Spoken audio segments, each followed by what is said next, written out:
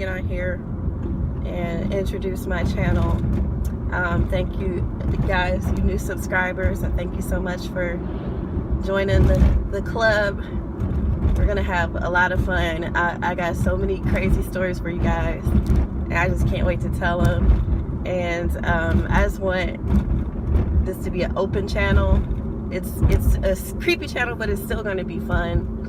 So if you guys got any stories that you want to share with me in the comments, please feel free to do that below. But I guess I'll go ahead and get it started. Maybe it is probably been about 9 years now, but this was when I first started dating my husband. And I remember he took me on a date. We went out to, a restaurant just to have some little appetizers for lunch. Actually, it wasn't even for lunch. It was like right after work. And the date was going very well. I remember he was very nice. I thought he was such a gentleman. And then somehow the conversation turned to him telling me a scary experience he had when he was living at home with his mother, and he was a teenager. And he was telling me that he remembers going to sleep at night, and the way that his room was set up in the house, he remembers seeing the moon really, really, really bright shining in through his window. And he's like, even with the light on, you can still see because of the moonlight in the room, right? So he turns off the TV, turns off the light, and he's going to sleep. Next thing he knows, he feels something brush across his face like this. And he's like, he doesn't think much about it, thinks, okay, maybe it's like, a bug or a piece of hair or something like that. And so he ignores it. Turns over, goes back to sleep, doesn't think anything else about it. A couple minutes later, he feels it again, all brushing against his face. So by this time, he's like, that was a hand, right? And he says that once he turned over, he saw a figure of a witch lady, and she was like sucking her fingers, and she had like this crazy stringy hair, and she looked really, really old and just very frightening. And guys, I'm not gonna lie to you, this is our first date ever, okay?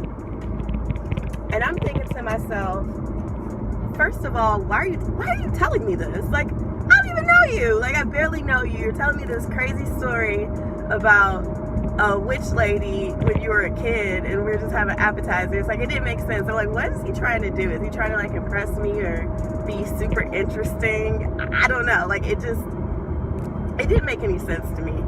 I was just like, okay, well, whatever. He's cute, so we kept talking, and the rest of the day went well. Fast forward about a year later, we moved in together, right?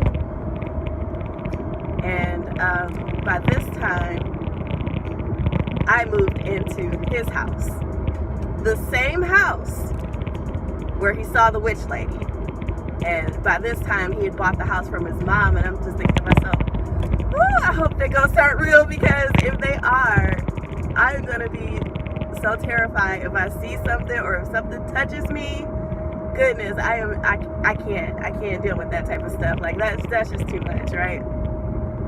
So I'll say probably about the first maybe 6 months of living together, nothing happened. Nothing happened at all. I was comfortable. I didn't mind staying there by myself. Everything was fine. And then the weird stuff started to happen. Oh my goodness, guys. And it started off really, really small. It would be stuff like the bed would shake. But it would shake bad. It would shake really bad. It would feel like an earthquake. and there was no explanation. There was no reason why the bed would be shaking.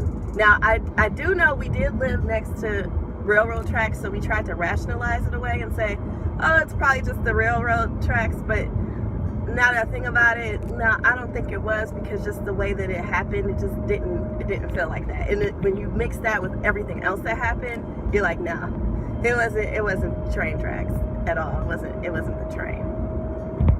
But yeah, the bed would shake, and that would be a little strange. But that wasn't that crazy to me. It was weird, but okay, the bed was shaking. And yeah, it was crazy though, because you'd wake up and it would stop, right? But the one night that changed my life, I'll never forget it, guys. It was a crazy experience. I remember, when I think back to that day, it was a lot of red flags, and I know that a lot of times they say with paranormal entities, they have to feed off of your energy a lot in order to manifest or to make contact with you. And the strangest thing happened. I remember like sitting on the couch this one day, and I just started to feel like I literally had the flu, right? So I got aches and chills, and just I felt almost like I was about to pass out. It was so crazy, guys. It was just insane. I was feeling really, really sick just out of nowhere. And so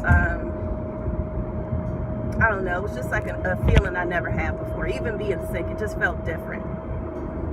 Almost like just weak, just very weak.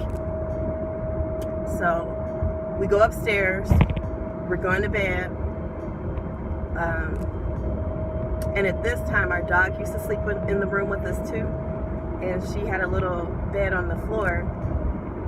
And it's the middle of the night. I don't want to say it was 3 a.m., but I have a feeling it probably was, because that's when it all goes down. But it was the middle of the night, and I'll never forget this to the day that I die. Like, this impacted me so dramatically. I just, so,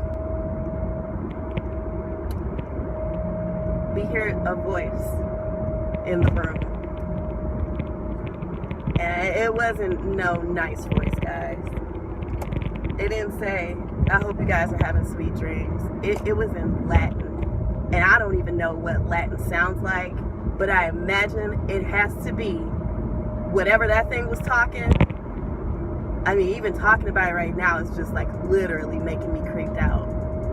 We don't live in that house anymore, by the way, but it was like, the only way that I can explain it is the thing was either talking in Latin or it was like backwards English. That's the only way that I can describe it, guys. It was like a real deep guttural type sounding voice, like, and it went on and on. And me and my husband at the time, we were just dating.